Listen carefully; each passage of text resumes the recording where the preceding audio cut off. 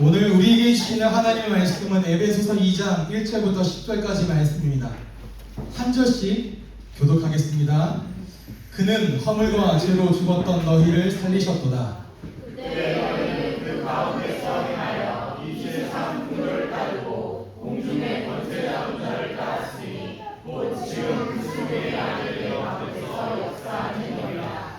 전에는 우리도 다 그 가운데서 우리 육체의 욕심을 따라 지내며 육체와 마음에 원하는 것을 하여 다른 이들과 같이 본질상 진노의 자녀이었더니 긍휼히 풍성하신 하나님이 우리를 사랑하신 그 큰 사랑을 인하여 허물로 죽은 우리를 그리스도와 함께 살리셨고 너희는 은혜로 구원을 받은 것이라.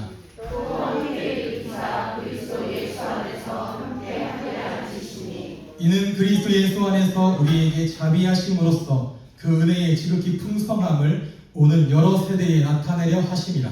너희는 그 은혜에 의하여 믿음으로 말미암아 구원을 받았으니 이것은 너희에게서 난 것이 아니요 하나님의 선물이라. 행위에서 난 것이 아니니 이는 누구든지 자랑하지 못하게 함이라. 우리는 그가 받으신 바 그리스도 예수 안에서 하나님을 위하여 지으심을 받은 자니 이 일은 하나님이 전에 예비하사 우리로 그 가운데서 행하게 하여 하십니다. 아멘. 함께 읽은 말씀 가지고 은혜가 아니었다면 이란 제목으로 주일 말씀을 나누도록 하겠습니다. 어쩌면 우리 그리스도인들만큼이나 이 은혜라는 단어를 많이 사용하는 사람은 없을 겁니다. 모든 일에 다 은혜라고 말하고 또 보통 자녀의 이름이 은혜면 부모님이 교회를 다니지 않는가라는 생각들을 하게 되어지죠. 그리고 그 은혜라는 말을 들을 때 우리는 참 감격하게 됩니다. 그래서 우리가 함께 찬양을 했습니다만 앞에 고백됐던 나 같은 죄인 살리신, 영어로는 Amazing Grace죠. 그 놀라운 은혜에 대한 찬양, 또 그 은혜를 고백하는 그 저술물들이 어제나 오늘이나 끊임없이 만들어지는 것은 그 은혜가 우리에게 주는 감격이, 감사가 너무나 크기 때문이겠죠. 은혜가 무엇입니까? 라고 할 때 자격이 없는 우리에게 주어지는 하나님의 그 큰 긍휼과 자비와 사랑을 보고 은혜라고 말합니다. 자격이 없는 우리에게 주어지는 하나님의 사랑, 하나님의 구원을 은혜라고 말하죠. 그러면 왜 그토록 은혜를 놀랍게 여기고 귀하게 여깁니까? 라고 할 때 오늘 함께 살펴볼 이 본문은 하나님의 은혜가 왜 우리에게 그토록 특별한지를, 그리고 왜 우리는 그 은혜에 감격해야 하는지, 또 왜 이 은혜를 영원히 기념해야 되는지 그 사실을 잘 설명해 주는 본문이 오늘 에베소서 2장 1절부터 10절까지의 내용이라는 거죠. 그러면서 오늘의 본문은 원어로는 한 문장으로 이루어져 있습니다만 크게 내용을 나눠보면 세 가지 단락으로 나눠볼 수 있을 것입니다. 첫 번째가 은혜가 없었던 그때에 우리는 어떠한 상태였는가에 대한 내용이죠. 1절부터 3절까지의 내용으로 보면 되겠습니다. 그리고 두 번째가 은혜로 우리는 지금 어떠한 존재가 되었는가에 대한 내용이죠. 4절부터 7절까지로 보시면 되겠죠. 그리고 세 번째로 그 은혜는 이제 우리를 어떻게 살아가게 합니까? 이 세 가지입니다. 첫 번째가 우리가 어떠했는지 과거의 우리의 실존이라면, 두 번째는 지금 우리의 정체성이자 우리의 현존이라고 할 수 있겠고요. 세 번째는 우리의 삶의 길과 삶의 방식이라고 말할 수 있겠습니다. 이 세 가지를 여러분 잘 기억하시면서 오늘의 말씀을 한번 따라가 보면 좋겠죠. 먼저 1절을 들어가기 전에 한국어 번역에 보면 생략되어져 있는 접속사가 있습니다. 그것이 헬라어로 카이라고 하는데 한국어로는 그리고예요. 다시 말하면 그리고 너희는 이렇게 시작한다는 거죠. 그리고 너희는 이렇게 시작한다는 겁니다.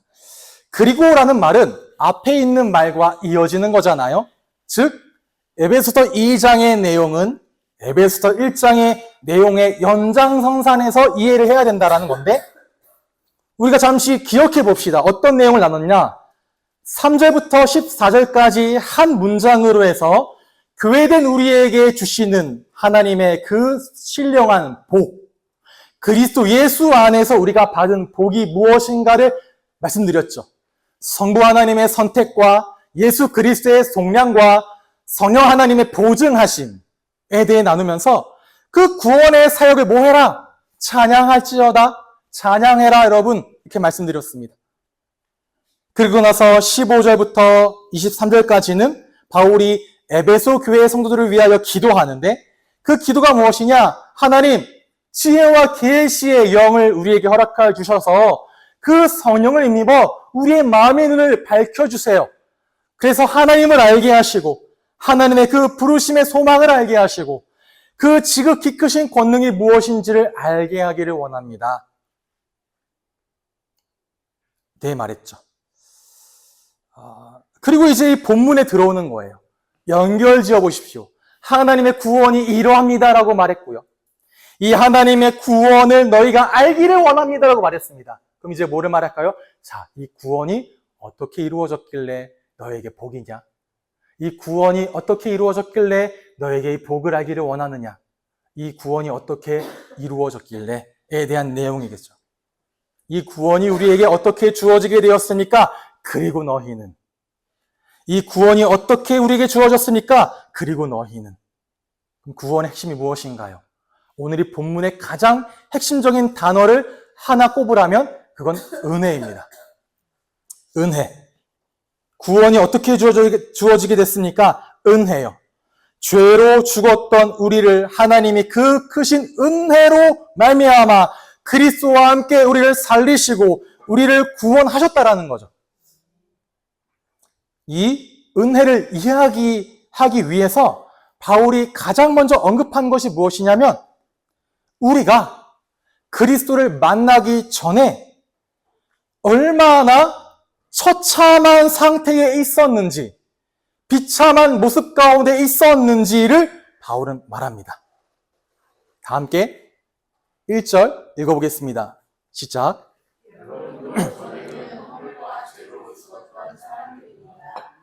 아멘.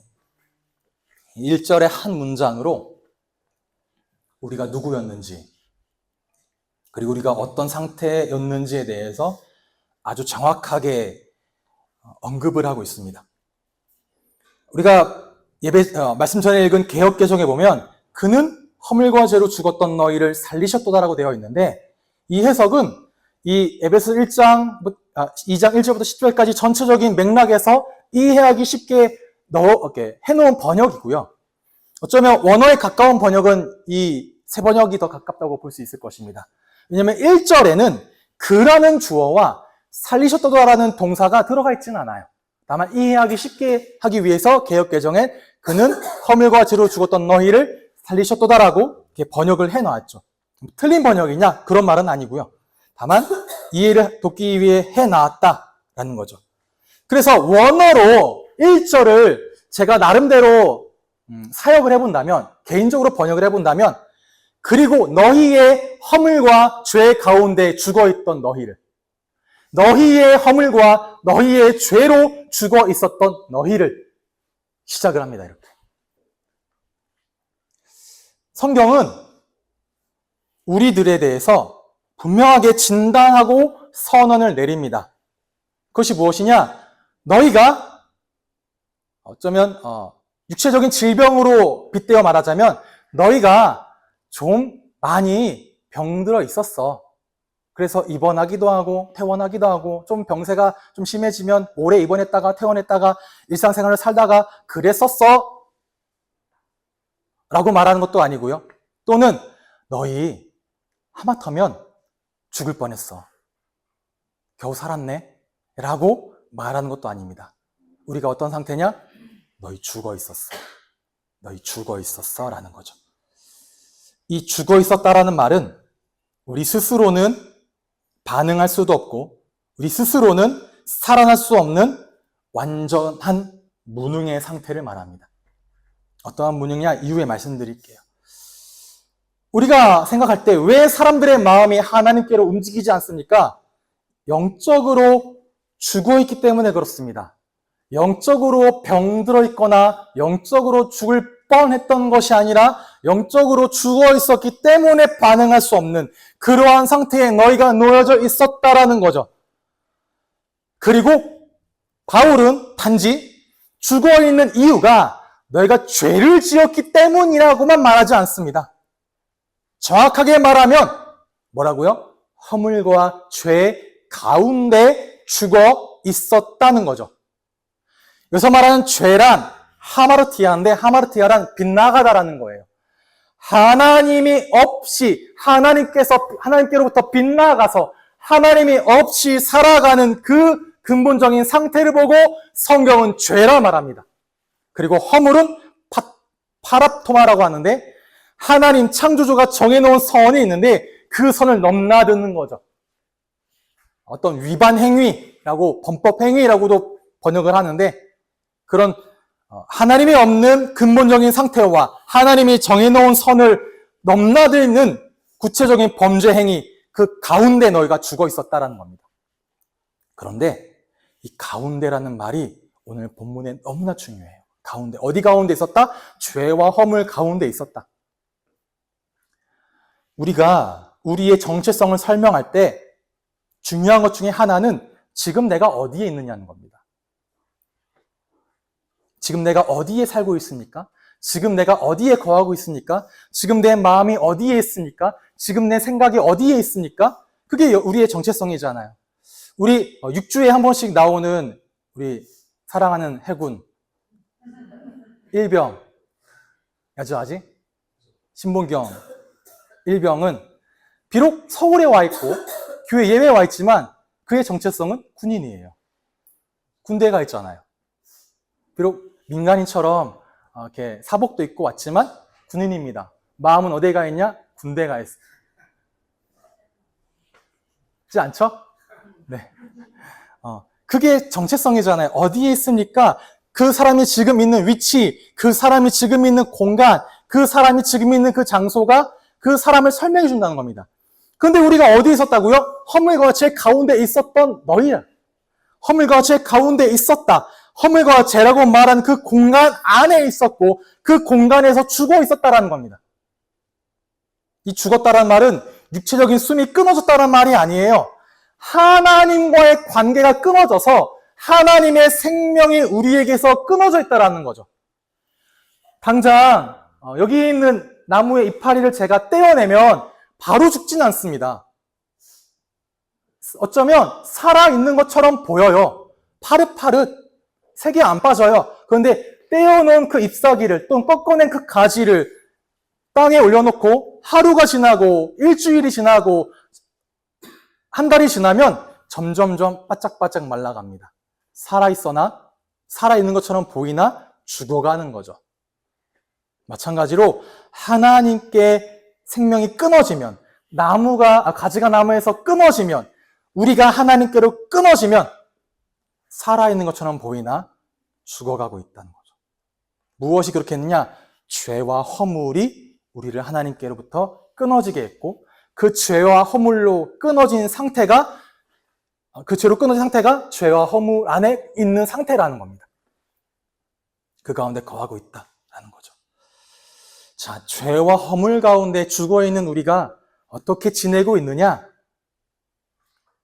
2절입니다. 그때의 여러분은 허물과 죄 가운데서 이 세상의 풍조를 따라 살고 공중의 권세 잡은 통치자 곧 지금 불순종의 자식들 가운데서 작용하는 영을 따라 살았습니다. 라고 말씀하시죠. 우리가 죄를 저질렀어요. 또는 허물이 있었어요. 그 가운데 있었어요. 라는 말은 당신 몇 가지 좀 범죄 행위가 있어요. 라고 말하는 게 아니에요. 그런 정도를 말하는 게 아니에요. 몇 가지 좀 실수가 있었어. 몇 가지 착오가 있었어. 라고 말하는 게 아닙니다. 오늘 본문에 따라 살았다고 합니다. 따라 살아갔다라고 합니다. 뭘 말하냐? 영어 성경엔 way라고 해요. way가 뭐냐? 삶의 방식이요. 우리의 생활 방식이 그렇게 따라 살아갔다고 합니다. 무엇을? 죄와 허물 가운데서 어떤 것을 우리가 살던 그 세계가 우리가 처해 있는 그 문화가 그 풍습이 우리가 늘 걸어 다니던 그 삶의 걸음의 방식이 또 우리가 숨을 쉬며 머물러 있던 그 어떠한 자리, 그 모든 것이 죄와 허물의 가운데 있었던 자리라는 거죠. 어떤 문화, 우리의 죄로 빚어진 문화, 우리의 죄에 따른 세계관, 세상의 잘못된 가치관, 기준, 전통, 상식, 관습, 관행에 우리가 뭐에 있었다? 사로잡혀 있었다라는 겁니다. 세상의 가치가, 세상의 어떠한 문화가, 기준이 죄와 허물 가운데 있기 때문에 어쩌면 선하게 회복되어지지 못하는 부분들이 너무나도 많죠.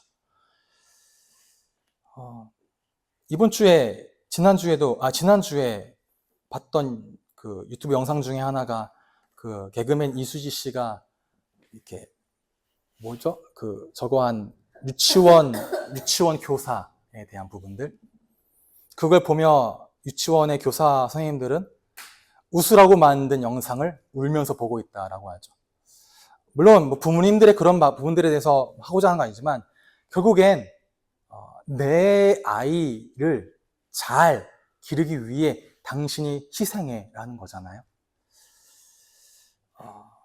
최근에 또 논란되는 게 초등학교에서 이제 더 이상 축구하지 말아라, 쉬는 시간에 수학여행 가지 말아라라고 말하는 건 어떠한 참 그게 사람 대 사람으로 대하고 말하고 오해가 없도록 하면 되는데 그것조차 가지고 싶지 않는, 그냥 서로 패기치는 거 싫고 싫은 소리 듣기 싫으니까 또는 괜히 오해 사기 싫으니까 아예 안 해버리는 부분들을, 이게 과연 선하다고 말할 수 있을까요?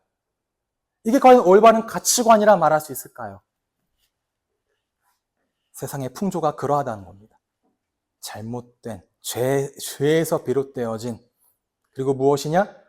거기에 사로잡혀 우린 따라가고 있었고, 공중의 권세 잡은 자, 즉 불순종의 자식들 가운데 작용하는 영, 누굴 말하냐? 사탄.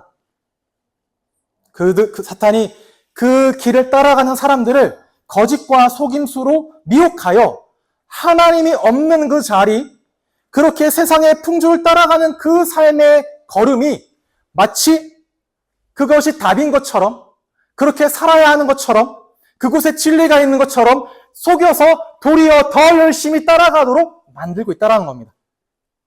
즉, 죄와 허물이라 말하는 그 가운데 있다는 것이 단순히 나의 오점이나 실수가 아니라 얼마나 체계적으로 우리를 가둬놓고 있는지, 끌고 가고 있는지들을 보여주는 거죠. 세상과 영. 그리고 단순히 이러한 세상의 시스템만이 아니라 하나를 더 말합니다. 그것이 3절인데요. 다 함께 읽어보겠습니다. 시작.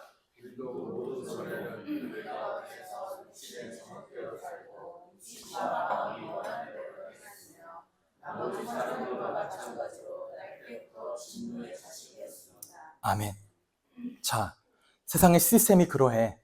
그리고 공중권세 잡은 자가 너희를 그렇게 사로잡고 있어. 그것만이 아니라 우리도 우리의 육체의 욕심을 따라 살고 있다. 이 육체는 우리의 몸을 말하지 않습니다. 인간의 타락한 본성, 죄악된 본성. 그래서 우리의 욕심과 마음도 죄로 인하여 타락했기 때문에 늘 죄를 소원하고 늘 죄를 행합니다. 멀리하고 싶지만 죄를 가까이 하게 되어지고 죄를 선택한다라는 거예요. 그게 더 편하잖아요. 그게 더 가깝잖아요. 그게 더 좋은 선택 같잖아요. 남을 위해 살고 이웃을 위해 사는 삶이 얼마나 어리석다 말합니까? 그러면 자, 얼마나 겹겹이 쌓여져 있는지 아시겠습니까? 여러분을 둘러싼 3가지의 속박이 있다는 겁니다. 첫 번째가 세상의 풍조, 두 번째가 공중의 권세 잡은 자, 세 번째가 육체의 욕심. 세상의 시스템과 그 공중의 영적인 권세와 우리의 육체의 욕심마저도 우리를 죄와 허물 가운데 사로잡아 살고 있다, 묶여 살고 있다라는 거죠. 그래서 벗어날 수 없었을 뿐만 아니라 벗어나고 싶어 하지도 않는다. 너무 꽁꽁 쌓여져 있어서 벗어날 수도 없고 벗어나고자 하는 시도조차 하지 않는 그런 가운데 있었다라는 거죠. 그런 우리의 결론이 무엇입니까? 날 때부터 진노의 자식이었습니다.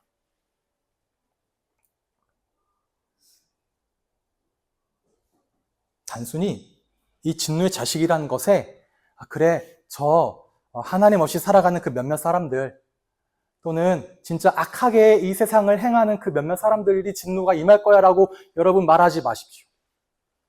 1절과 2절까지는 너희는이라고 말합니다. 바울이 지금. 그래, 너희는. 근데 지금 와서 뭐로 바뀌어요? 우리도 그러했어. 우리도 세상 풍조를 따라 살았고, 우리도 공중의 권세 잡은 자를 따라 살았고, 우리도 육체의 욕심을 따라 살았고, 우리도 다른 사람과 마찬가지로 날 때부터 진노의 자식들이었다. 우리도 그러했다. 그러니 각자의 성향이나 태어난 환경이나 또는 자라온 경험에 따라 조금씩 다를 수 있지만 우리 모두는 다 하나님의 진노를 받을 수밖에 없는 처지였어. 누가요? 내가요. 여러분, 이 사실이 인정되지 않으면, 내가 본질상 진노의 자녀였던 이것이 우리에게 인식되지 않으면요, 고백되지 않으면 뭐가 되느냐? 그리스도의 신앙이, 그리스도의 십자가가, 하나님의 복음이 여러분에게 상관없습니다. 내가 날 때부터 본질상 진노의 자녀이었다라는 그 인식과 고백이 되어지지 않으면 하나님의 은혜가 여러분에게 의미가 없어요. 기독교의 복음은 단순히 당신 조금 더 좋은 사람이 되도록 해요. 또는 당신의 삶을 조금 더 낫게 해봐요 라고 말하지 않아요. 그게 기독교 아닙니다. 그럴 거면 다른 세상의 종교가 훨씬 더 잘합니다. 그것도 우리에게 그러한 선행과 그런 더 나은 삶을 말하지 말라는 게 아니라 그게 본질은 아니라는 거죠. 기독교의 본질은 무엇이냐? 너를 죄와 허물과 진노에서 건져내겠다라는 하나님의 은혜의 구원입니다. 그래서 성경의 진단은 너무나 명확하게 떨어져요. 애매하지 않습니다. 죽었어, 너희. 그 처참함이 어떻게 보면 너무나 깊습니다. 세상의 풍조도, 나를 둘러싸고 있는 세상의 풍조도, 그 공중에 눈에 보이지 않는 영들의 세계도, 또 내 마음의 원함과 내 육체의 원함마저도 죄와 허물 가운데 있었어. 악을 행하고자 하고 악을 또 멀리하지 않는, 그게 얼마나 처참합니까? 그게 너무나 깊다는 거예요. 이걸 정확하게 알면 내가 조금 착하게 살면 하나님 나라에 가겠지? 라고 착각할 수 없죠. 하나님의 은혜가 지금 나에게 없다면 내 삶이 얼마나 처참했을지들을 여러분 부디 제발 깨달아야 됩니다. 그래야만 뭐가 더 드러나느냐? 은혜가 드러나요. 더 은혜가 밝게 드러납니다. 본질상 진노의 자녀였다는 말이 당신 과거엔 그랬었어 라거나, 또는 당신 일시적인 실수에 빠져 있어서 진노를 받을 뻔했어가 아니라고요. 계속 그 상태에 있었다는 겁니다. 전에도 그랬고 지금도 그랬고 어떤 외부로부터의 구원이 주어지지 않으면 계속해서 그렇게 살 수밖에 없는 상태였었다. 즉 하나님의 은혜가 아니었다면 우리는 죄와 허물로 죽어 세상의 문화와 사탄의 권세와 육체의 욕망에 사로잡혀 살다가 그렇게 갈 수밖에 없었던, 우리 스스로 벗어날 수 없도록 완전히 묶여 있었다. 그러니 너에게 무엇이 필요하다? 구원자요. 그래서 어떻게 됩니까? 구원자가 필요한 우리에게 어떻게 해야 됩니까? 여기서 하나님은 놀라운 반전을 말씀하십니다. 말 그대로 놀라운 반전입니다. 다 함께 읽어봅시다. 시작! 하나님은 자기가 멈추신 분이셔서 우리를 사랑하신 그 크신 사랑으로 말미암아. 아멘. 여기도 중요한 게 뭘까요? 그러나예요. 그러나요. 그래, 죄와 허물로 죽었던 너희였어. 그러나 하나님의 자비는 더 크다.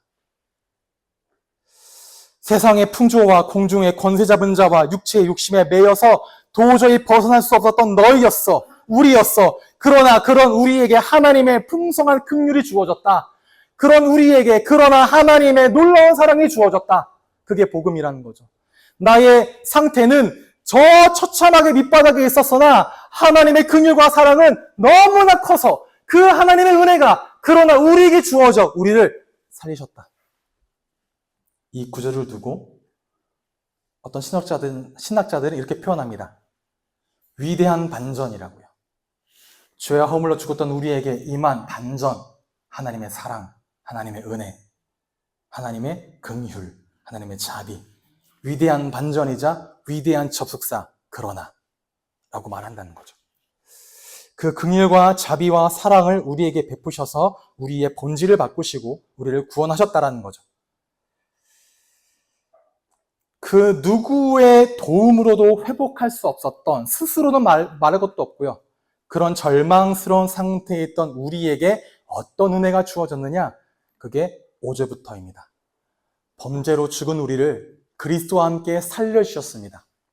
여러분은 은혜로 구원을 얻었습니다. 하나님께서 그리스도 예수 안에서 우리를 그분과 함께 살리시고 하늘에 함께 앉게 하셨습니다라고요. 아멘. 이게 우리에게 주어진 은혜라는 거예요. 먼저 그리스도와 함께 우리를 살리셨습니다.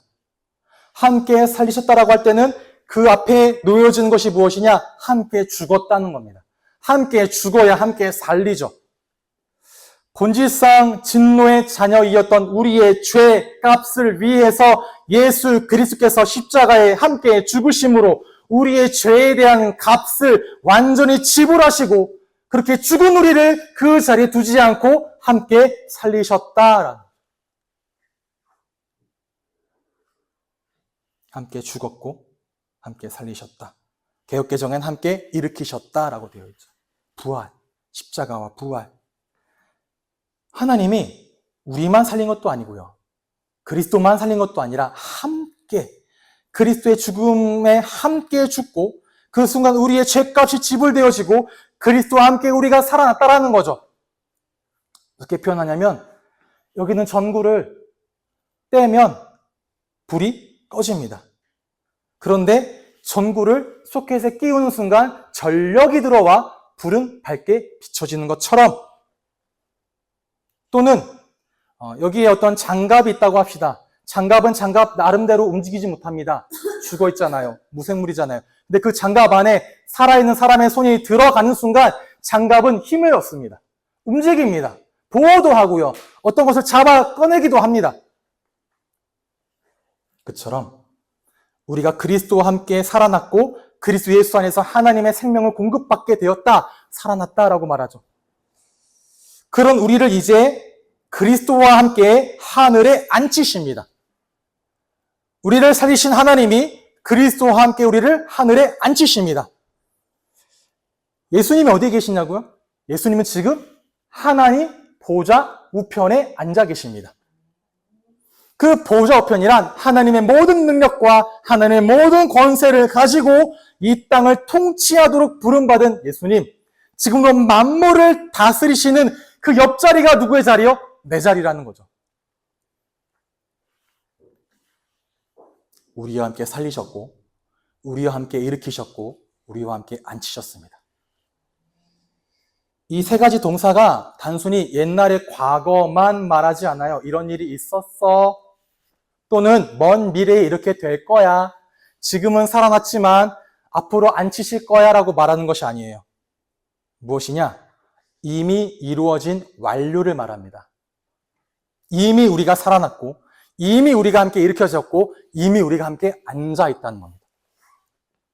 그것이 하나님이 완성하신 구원이라는 거예요. 여러분에게 베풀어 주신 구원이라는 겁니다. 예수 그리스도 안에서 우리는 하늘 보좌 우편에 함께 앉아 있어요. 뭐로 말로 설명할 수는 없어요. 그런데 지금 앉아 있어요. 그래서 하늘 소망이라는 찬양이 있는데 이 찬양 가사가 나 지금은 비록 땅을 벗하며 이웃처럼 살아가지만 내 영혼은 저 하늘을 디디며 살아가고 있다. 이게 여러분의 실존이라는 거예요. 비록 땅을 걸어가고 있지만 내 영은, 내 배경은, 내 삶의 방식은 저 하늘을 디디며 이 자리를 걸어가고 있다라는 거죠. 그게 여러분의 신분입니다. 어디에요? 하나님 보좌 우편에 앉아있는 나의 신분이요. 그런데 뭐가 달라요? 내 수준이 차이가 나잖아요. 그 갭이요, 사실이 있습니다. 저도 마찬가지고요. 내 수준과 내 신분은 갭이 있어요. 그래서 그것이 만들어져 가게 하십니다. 저도 참 많이 부족하고 연약한 모습이 너무나 많죠. 그게 제 수준입니다. 그러나 저의 신분은 하늘나라 보좌 우편에 앉아있다라는 거죠. 그게 은혜입니다. 그래서 우리는 하나님이 그때까지 점점 그 신분에 맞게 만들어 가세요. 그러니 부디 부탁드리기는 서로를 도와주시고 서로를 기다려주시고 서로를 참아주시는 겁니다. 하나님이 우리에게 그렇게 하시고 그렇게 만들어 가시듯이. 우리에게 어떠한 반전이 일어나느냐? 어떠한 반전이 있었습니까? 죄와 허물 가운데 있었던 우리가 이제 예수 그리스도 가운데 있게 되었습니다. 본질상 진노의 자녀였던 우리가 하나님 보좌 우편에 앉아있게 되었습니다. 그 영광된 자리에 있게 되었죠. 세상의 풍조를 따라 살던 사람들이 이제 그리스도 예수와 함께 살게 되었습니다. 이게 여러분의 노력이나 의지나 공로가 아니라고 성경은 계속 말하는 거예요. 뭐라고요? 은혜라고요. 놀라운 은혜라고요. 그래서 여러분의 죄성에 대한 인식이 너무나 깊을수록 여러분을 향한 하나님의 은혜는 너무나 크기에 그 갭을 메우는 그리스도의 십자가는 날마다 여러분에게 너무나 크게 다가옵니다. 여러분의 인식이, 죄에 대한 인식이, 죄에 빠져 있었던 나의 인식이 너무나 낮고 깊을수록 우리를 살리신 하나님의 상승은 너무나 큰 거예요. 그걸 날마다 풍성함을 맛보고 누리는 그 은혜가 여러분에 있기를 바랍니다. 그래서 기억하라는 거예요. 여러분이 어땠다고.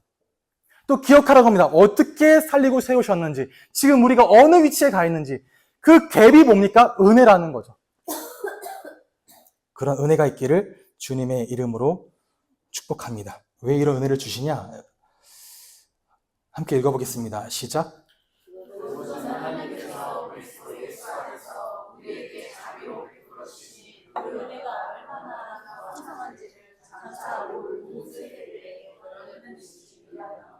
아멘.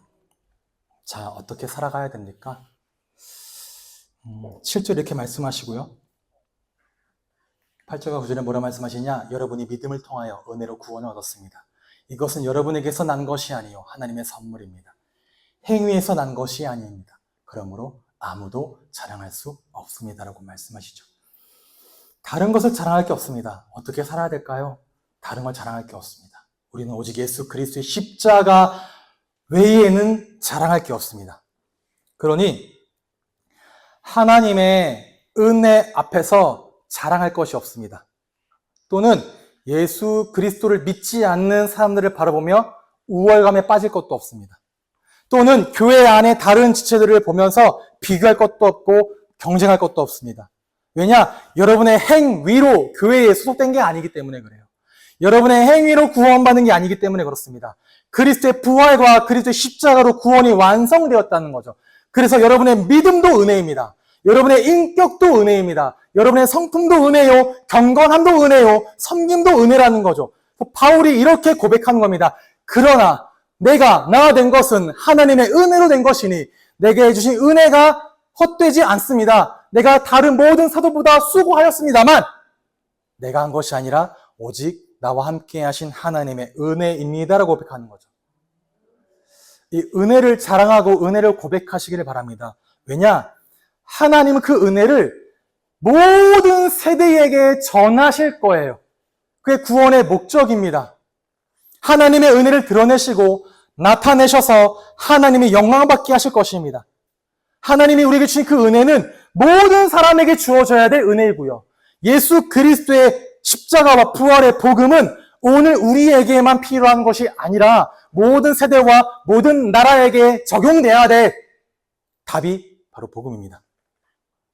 이를 위해 우리를 살리셨고, 이를 위해 우리를 일으키셨고, 이를 위해 우리를 하늘에 앉히신 하나님의 구원은 오는 여러 세대에 이 복이 전해질 때까지 절대 끊어지지 않으니 뭐해라? 믿어라! 그 은혜로 살아가라! 날마다 그 은혜를 소망하고 그 은혜를 누리고 그 은혜를 주신 하나님을 찬양하며 살아가라는 거죠. 왜? 은혜가 끊어지지 않느니. 은혜는 계속되어지니. 언제까지? 그 날이 올 때 그때까지요. 그리스도만 자랑하십시오. 어떻게 살아가는 거냐? 10절 다 함께 읽겠습니다. 시작.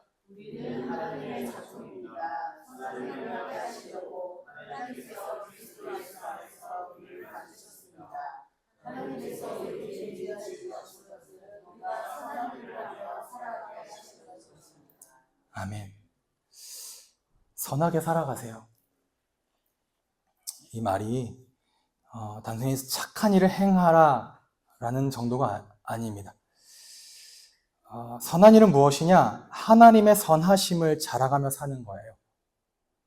우리가 믿는 하나님이 얼마나 선하신지를, 하나님의 복을, 하나님 나라의 복을 말하고 전하며 살아가는 겁니다. 하나님 나라의 시민답게 이 땅을 걸어가는 거예요. 하나님 나라의 시민답게 이 땅을 걸어가다가 여러분에게 하나님은 세상의 필요를 보여주십니다. 그 필요는 세상의 가치관이 아니라 복음적 가치관으로 채워야만 돼요. 그게 선한 일입니다. 그렇게 해서 하나님의 영광이 드러나고 하나님의 선함이 드러나도록, 즉 복음의 능력으로 세상의 사람들을, 세상의 삶을 기꺼이 살리며 가라는 거죠. 그것이 여러분을 만드신 바라, 여러분을 지으신 바라, 그렇게 준비하셨다. 만드신 것엔 만듦의 목적이 있습니다. 의도가 담겨져 있죠. 하나님의 의도는 무엇이냐? 모든 땅, 모든 사람, 모든 만물, 모든 피조된 세계가 하나님이 원래 창조한 목적과 의도에 따라 다시 회복되어지는 것. 이 일을 하나님의 은혜로 기쁘게 걸어가게 하세요. 왜냐? 선한 일이 구원의 원인이 되지 않습니다. 착하게 살았다고 구원받고, 나쁘게 살았다고 구원을 못 받고, 이 땅을 나쁘게 행했더니 우리가 천국 가는 그날 예수를 믿는 우리가 갔더니 너 나쁘게 살아서 못 들어와 라고 말하지 않는다는 거죠. 그런데 구원받은 우리를 구원하신 하나님의 그 크신 은혜와 긍휼과 사랑과 자비에 반응하면 감사함으로 그 길을 걸어가게 되어져 있다는 겁니다. 그러니 여러분 기쁨으로 걸어가시고 기쁨으로 이 일을 행하시기를 주님의 이름으로 축복합니다. 결론입니다. 우리는 허물과 죄로 죽었던 자였습니다. 그런데 그러한 우리를 긍휼이 풍성하신 하나님이 살리셨습니다. 그러니 이제 우리는 은혜로 선한 일을 위하여 살아가는 것입니다. 우리가 죽었던 자였다. 이게 우리의 시작이고 우리의 시작이 그리스도 복음의 시작입니다. 우리가 살아나서 하늘에 함께 앉혀진 이것이 우리의 정체성이죠. 우리는 땅을 살아가지만 보좌에 앉은 존재이니 그 존재답게 살아가라는 겁니다. 그 존재답게 살아가는 것은 선한 일을 위하여 살아간다라는 거죠. 그 가운데 행하게 하신다는 겁니다. 즉 우리는 은혜로 시작해서 은혜로 걸어가며 은혜로 이 삶을 마치게 되어집니다. 여러분의 영혼도 은혜에 거하게 되어지죠. 마지막 문장을 다 함께 읽어보겠습니다. 시작.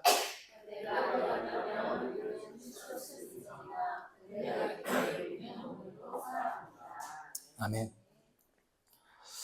은혜가 아니었다면 저는 여전히 저의 죄성과 저의 죄책 속에서 제가 나쁜 사람이 아니란 걸 증명하며 살아야 했었을 것입니다. 은혜가 아니었다면 저는 오늘도 많은 사람들의 인정을 갈구하며 살았을 것이고 그 인정을 받으면 내가 만족하고 그 인정을 받지 못하면 나의 만족을 다른 데서 구하는 그런 삶을 살았을 것입니다. 은혜가 아니었다면 저는 여전히 본질상 진노의 자녀로 오늘도 세상의 가치관을 따라 살아가는 것이 지극히 옳은 길임을 알고 살아갔겠죠. 은혜가 아니었다면 저는 악인의 꾀를 쫓았고 은혜가 아니었다면 저는 오만한 자의 자리에 앉아 있었을 것이고 은혜가 아니었다면 저는 그 불의한 길을 걸었을 것입니다. 그런데 우리에게 은혜가 있기에 우리는 우리를 애써 증명하려고 노력하지 않아도 돼요. 하나님의 은혜가 우리의 증명입니다. 성령이 우리의 보증이고요. 은혜가 있기에 우리는 오늘도 감사와 감격으로 살아가게 됩니다. 은혜가 있기에 우리는 하나님이 예비하신 선한 길을 기쁨으로 걸어가며 이 땅을 하나님 나라의 통치로 살아가게 된다는 거죠. 그래서 은혜가 아니었다면 우리의 인생은 그 자리에서 맞춰질 인생이었으나 은혜가 있기에 우리는 오늘도 생명과 기쁨과 감사로 살아가게 되어집니다. 은혜가 있기에 우리는 하늘을 바라보며 하늘나라 시민답게 살아가게 됩니다. 그 은혜를 누리며 전하며 사는 우리 모두가 다 되어지기를 주님의 이름으로 축복합니다.